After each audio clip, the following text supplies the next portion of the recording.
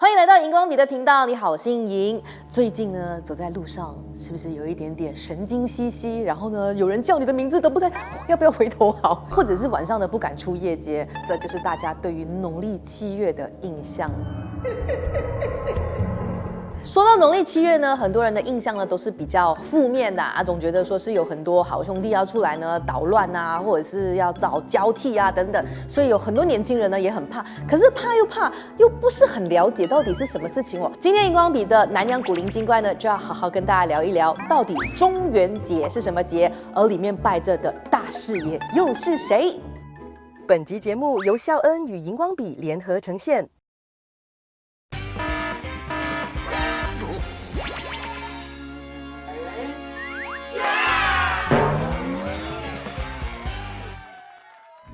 农历7月呢，就是我们俗称的鬼月啦。那农历7月1号的时候呢，鬼门大开，也就是地狱之门开。那这一些鬼魂呢，都会来到了人间玩耍。那基本上呢，有一些就是好兄弟呢，家人有在祭祖的话，他们就可以回到他们自己的家，去享受1个月的 holiday 的香火。但是有一些好兄弟呢就没有那么幸运了。如果他是某居孤晚啊，或者是孤晚爷乖呀，或者是他家人已经不在了的话，那没有人拜他们，没有祭品的话，那这一整个月的 holiday 就没有东西吃。他们可能就会在人间游荡啊，然后去玩色啊，或者是去捣乱。于是呢，就会在7月15的时候呢，就有人会去举办这一些普渡大会，来超度这一些孤魂野鬼啊，或者是给他们吃一些好吃的东西啊，让他们不会去扰乱人间的民众。其实呢，中元节呢，就是我们的祖先来到这片土地的时候呢，带来的这一个传统的信仰跟文化，来到了这里呢，就演变成我们的在地文化。农历7月为什么有人会称之为中元节、盂兰节、盂兰盛会，或者是鬼节呢？那其实我们现在马来西亚的中元普渡呢，是结合了佛教、道教还有儒家思想的，很 crossover， 对不对？首先我们来看看道教的部分。根据道教的说法，中元节是三官大帝信仰的体现，是庆祝中元地官大帝保诞的日子。道经说，在中元节这天，以百味饮食，奇珍异物作玄都大献，进献于道教大罗天中玉金山众圣及道士等，可令囚徒恶鬼当得解脱，一具饱满，免于众苦，得还人中，并可救赎先祖亡灵，以报答父母祖先之恩德。是不是听得不是很懂呢？但是大概看的那个意思呢，也大概可以理解。结论就是要救赎在人间的这些亡魂，然后同时呢，也可以报答祖先父母之恩德。那在佛教方面的典故呢，就跟佛经里的目连救母的这个故事有关了。那目犍连呢，为了要救他坠入这个恶鬼道的妈妈呢，佛陀就告诉他说：佛陀有旨，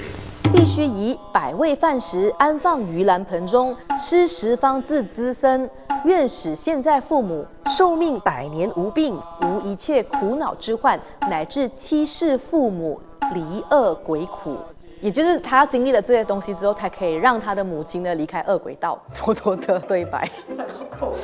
佛陀不是现代人。那至于儒家的部分呢，儒家一直以来呢都是有着这个祭祖、祭力求安的这个传统，所以马来西亚的民间呢就在这几个对我们影响深远的信仰体系里面，吸收了中元节、盂兰节，还有道教的这个祭祖元素，成为了我们现在的鬼节。那马来西亚民间的鬼节呢，大部分人都会在家里面呢，就是祭祖，还有祭拜街边的好兄弟。那在不同的街区呢，也会举办一些不同规模的普渡会，去分衣施食，超度好兄弟，安抚他们，避免他们在阳间捣乱。那也有一些主办单位呢，也会举办一些什么大戏啊、歌台啊，或者是一些比较特殊的表演。也会有人呢，在这个普渡大会里面呢，去布施一些粮食给贫苦的人士们，甚至呢，也会有人在这普渡大会里面呢，就是为华教筹款等等，这也算是马来西亚一个比较有特色的地方。好，现在重点来了，农历7月的时候，你是不是看到这个普渡大会都非常的热闹？里面有一个非常巨大的神像，它到底是谁呢？好，今天的主角就是他，大士爷。大士爷呢就是鬼王，可是有些人就问说，鬼王不是钟馗吗？让我们来一一的介绍。好，一般在中元节呢，我们在祭拜好兄弟之前呢，我们要先祭拜的是大士爷。大士爷又名面燃大士，又称监斋雨林大神、面燃鬼王、浇面大士等，是佛教、道教的著名神祇。在道教里面呢，通称面燃监斋雨林普度真君，简称雨林大神、普度真君，或者是俗称的普度公、普度爷。而面燃大士的来历呢，其实在佛教里面有多个说法，最主流的2个说法，第一就是他是观音大士的化身，所以叫做大士爷。那第2个说法呢，是他本来就是诸鬼的首领，就是 Head of the Ghost， 后来因为受到观音大士的教化而皈依观音大士的门下，于是叫大士爷，成为护持盂兰节普度事项的护法神。所以鬼王大士爷呢，在农历7月的时候呢，是最重要的人物，因为呢，所有的这一些鬼都是由他来管的，所以他要确保呢，这一些鬼魂没有在人间捣乱，同时呢，那些粮食也有公平的分配到他们的身上。那所以说，如果呢，农历7月是1年1度的大 event 的话呢，那就是大士爷呢，就是 person in charge。PIC。那至于钟馗，他又是做什么的嘞？钟馗呢，他是全年都在人间那边呢，去抓鬼啊、除恶啊等等，所以他们2个人的 position 还有他们的 KPI 都是不一样的，各司其职。好，那大士爷是长什么样子的呢？无论是中元盛会、超度法会，或者是斋教，民间多数呢都是以佛教的形式呢来塑造这个大士爷的形象。顶生2角，青面獠牙，高大威武，头上还有一尊观世音菩萨的佛像，象征其代表慈悲的观音大士。而在各类型的超度法会和斋教之前呢，都会请僧人或者是道士先来开光。在马来西亚呢，大士爷的神像呢，一般上都是用纸扎的形式去呈现的。那么当中呢，槟城大三角布种盂兰盛会庆典的大士爷，一直以来都是非常的宏伟。那今年他的金身呢，更是增高到28尺那么的巨大。